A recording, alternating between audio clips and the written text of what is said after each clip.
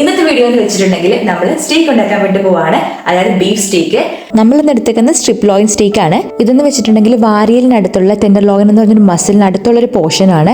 അതുകൊണ്ട് തന്നെ അധികം യൂസ് ചെയ്യാത്ത പോർഷൻ ആയതുകൊണ്ട് തന്നെ ഫാറ്റ് ഡെപ്പോസിറ്റും ഉണ്ട്. ഇത് നല്ല ടേസ്റ്റിയാണ് ഉണ്ടാക്കി കഴിയുമ്പോൾ. നമ്മൾ ആദ്യം ഇതിന്റെ പുറത്ത് മാരിനേറ്റ് ചെയ്യണം. കുരുമുളക് പൊടി ഉപ്പും ചേർത്ത് മാരിനേറ്റ് ചെയ്ത് വെച്ചിട്ടുണ്ട്. നമുക്ക് കുറച്ച് വെജീസ് അരിഞ്ഞിട്ട് വേവിക്കാൻ വേണ്ടിയിട്ട് വെക്കാം. അപ്പോൾ ഇതേ പാൻ ചൂടാക്കാൻ വേണ്ടി വെച്ചിട്ടുണ്ട്. അപ്പോൾ നമ്മൾ ഇതിലേക്ക് കുറച്ച് ഒലിവ് ഓയിൽ ഒഴിച്ചിട്ടാണ് നമ്മളുടെ ഒരു സ്റ്റേക്ക് ഫ്രൈ ചെയ്യുന്നത്. അപ്പോൾ ഇത് സ്റ്റേക്ക് ചേർത്ത് കൊടുത്തിട്ടുണ്ട്. ഒലിവ് ഓയിൽ നമ്മളൊരു 3 to 4 minutes ഒരു ഭാഗം ഫ്രൈ ചെയ്തിട്ട് നമ്മൾ മറിച്ചിടണം. ഒരുപാട് നേരം വെച്ച് കഴിഞ്ഞാൽ ഇത് ശരിക്കും പറഞ്ഞു കഴിഞ്ഞാൽ ഒരു ബീഫ് പോലെ ആയിരിക്കും. അങ്ങനെ ആവരുത്. ഇതിൻ്റെ കൂടെ കഴിക്കാനുള്ള വെജീസിൽ ഞാൻ ക്യാരറ്റും കൂടെ ചേർത്തിട്ടുണ്ട്. അതും കൂടെ ചോപ്പ് ചെയ്ത് ചേർത്തിട്ടുണ്ട്. അപ്പം നമുക്കിതൊന്ന് വേവിച്ചെടുക്കണം. ഞാൻ എടുത്തേക്കുന്നത് കോളിഫ്ലവറും ബ്രോക്കോളിയും ക്യാരറ്റും ആണ്. നെക്സ്റ്റ് നമുക്ക് വേണ്ടത് ഫുൾ ബ്ലോക്ക് ബട്ടറാണ്. ഈ ഒരു ബട്ടർ നമ്മളുടെ ഒരു സ്റ്റേക്കിന്റെ ടേസ്റ്റ് നല്ലപോലെ എൻഹാൻസ് ചെയ്യും. അപ്പോൾ ഒലിവ് ഓയിൽ അപ്പുറം ഇപ്പുറം സ്റ്റേക്ക് നമ്മൾ വേവിച്ചതിന് ശേഷം അത്യാവശ്യം ക്വാണ്ടിറ്റിയിൽ ബട്ടർ ചേർത്ത് കൊടുക്കണം. ബട്ടറിൽ കൂടെ ആ ഒരു സ്റ്റേക്കിന് നമ്മൾ സോട്ട് ചെയ്ത് എടുക്കുന്നുണ്ട്. ബീഫ് സ്റ്റേക്കിലേക്ക് ബട്ടർ ആഡ് ചെയ്ത് കൊടുത്തു. അതിന് കൂടിയിട്ട് നമ്മൾ 2 വെളുത്തുള്ളി വലുത് അരിഞ്ഞ് ജസ്റ്റ് ആഡ് ചെയ്ത് കൊടുത്തിട്ടുണ്ട്. അപ്പോൾ ഇതും കൂടെ വേണം. വെളുത്തുള്ളിയും കൂടെ നമ്മളിതിൽ ചേർത്ത് കൊടുക്കണം.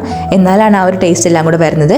ഇത് നമ്മൾ റോസ്മേരിയും തൈമും കൂടെ ഇതിലേക്ക് ചേർത്ത് കൊടുത്തിട്ടുണ്ട്. അപ്പോൾ ബട്ടറിൽ റോസ്മേരിയും തൈമും അതുപോലെ തന്നെ ഗാർലിക്കും കൂടെ നല്ലപോലെ സോട്ടായി ആ ഒരു ഫ്ലേവറൊക്കെ നമ്മുടെ ഒരു സ്റ്റേക്കിലേക്ക് ഇറങ്ങണം. ഇനി ആ ബട്ടറിൻ്റെ ജ്യൂസ് നമ്മൾ സ്റ്റേക്കിൻ്റെ മേളിലേക്ക് ഇങ്ങനെ ഒഴിച്ചു കൊടുക്കണം. അപ്പോൾ ശരിക്കും പറഞ്ഞാൽ നമ്മുടെ സ്റ്റേക്ക് നല്ലപോലെ ഫ്ലേവർഫുൾ ആകും. കാരണം ആ റോസ്മേരിയും തൈമും ബട്ടറും ഗാർലിക്കും എല്ലാം കൂടെ ചേർന്നൊരു അടിപൊളി ടേസ്റ്റ് ആയിരിക്കും. പിന്നെ ഒന്ന് ഉണ്ടാക്കി നോക്കണം.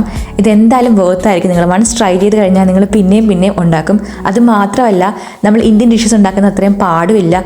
നിങ്ങൾ ആരെങ്കിലും ബീഫ് സ്റ്റേക്ക് കഴിച്ചിട്ടില്ലെങ്കിൽ ഇങ്ങനെ ഒന്ന് ട്രൈ ചെയ്ത് നോക്കണം. Trust me guys, you will definitely thank me.